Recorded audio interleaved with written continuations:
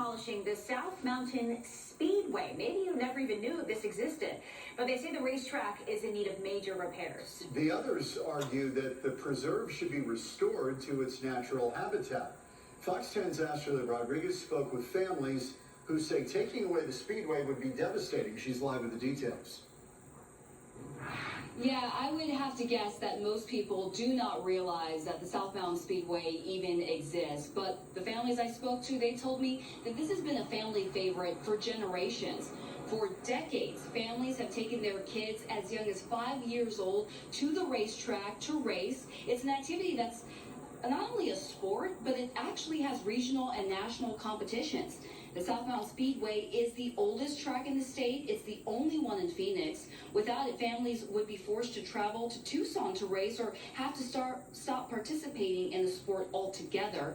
The nonprofit Valley of the Sun Quarter Midget Association has been leasing the track from the city, paying to enhance the facility every year. But the city is now saying the track is in need of serious repairs that go beyond the ability of the nonprofit to address. So the city shut it down last winter, and currently they are considering finding a private company to take on the $1 million worth of repairs.